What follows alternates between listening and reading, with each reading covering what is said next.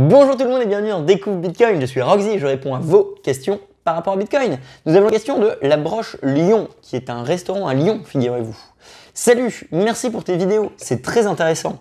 J'ai une question, le Bitcoin est-il indexé à une monnaie, le dollar?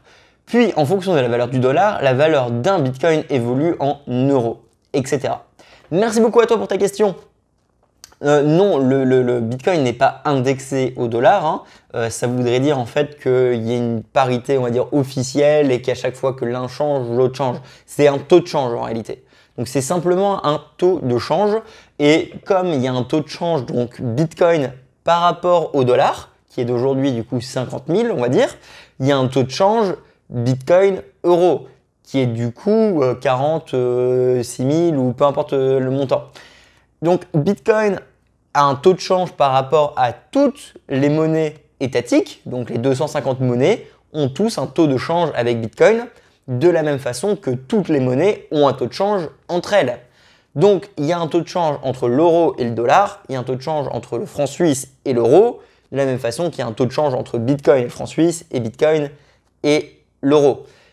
Donc le prix n'est pas fixé ou déterminé par le dollar, hein, comme ça pourrait être le cas par exemple pour des pays en Amérique du Sud ou des pays africains qui ont du coup leur monnaie indexée par rapport à l'euro. Bitcoin est complètement libre et donc le prix et le cours du Bitcoin évoluent librement avec l'offre et la demande d'un marché libre. Donc si plus de personnes veulent acheter du Bitcoin et de moins de personnes veulent en vendre, tu as un déséquilibre de l'offre et la demande qui fait que le prix de Bitcoin monte. Et donc, quand on dit que le prix de Bitcoin monte, souvent on se dit par rapport à quelque chose. Et il s'avère que la façon la plus logique dans notre tête et la plus liquide de penser ça, c'est par rapport au dollar ou à l'euro. Mais on pourrait très bien valoriser, on va dire, le Bitcoin par rapport à n'importe quoi. On pourrait très bien valoriser le Bitcoin et mettre un prix du Bitcoin par rapport à un nombre de voitures, par rapport à un sac de patates, par rapport à du sucre ou du pétrole. Finalement, toutes les commodités du monde, tous les actifs du monde ont une sorte de valeur marchande. Et à partir du moment où tu peux dire cet objet vaut 2 euros, tu pourrais très bien dire que un Bitcoin vaut 25 000 bouteilles d'eau. Alors c'est complètement con, mais c'est la réalité. Tu peux vraiment valoriser Bitcoin comme tu le veux. Donc, ce qui est intéressant à penser, c'est que le jour où Bitcoin sera à 1 million, donc de dollars, on va sûrement arrêter de penser Bitcoin en termes de dollars. On va penser Bitcoin dans d'autres termes. Par exemple, Bitcoin, ça vaut un appartement à Paris. Vous voyez l'idée. Donc, Bitcoin n'est pas indexé sur le dollar, hein, ce serait compliqué. Ce serait d'ailleurs même plus le dollar qui devrait être indexé. Enfin bref, peu importe comment il le ferait dans le futur.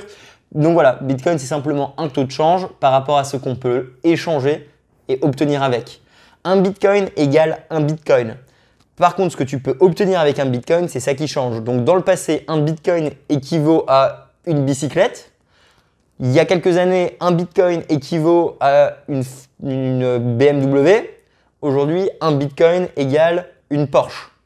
Donc l'évolution du prix s'ajuste en fonction de ce que ça peut être échangé. Et la façon la plus liquide de penser cet échange commercial, c'est d'utiliser les monnaies des États parce qu'elles sont extrêmement liquides. Le jour où ces monnaies deviennent moins liquides, on ne les utilisera plus. Ça veut dire que si tu es dans un pays où finalement tu n'as plus de taux de change Bitcoin et pesos vénézuélien parce qu'il est en hyperinflation, et ce taux de change n'a plus aucun sens humain et du coup on utilise Bitcoin dollar. De la même façon qu'au Venezuela, comme leur monnaie n'a plus aucun sens, ils cherchent à utiliser le dollar ou d'autres monnaies, y compris le Bitcoin, hein, pour pouvoir avoir une sens de logique face à cette volatilité. C'est un peu plus complexe, c'est clairement de la finance. J'espère que j'ai été assez clair, j'espère que je ne dis pas de bêtises. Merci beaucoup à toi, le Grand Lion, pour ta question. La broche Lion, excuse-moi.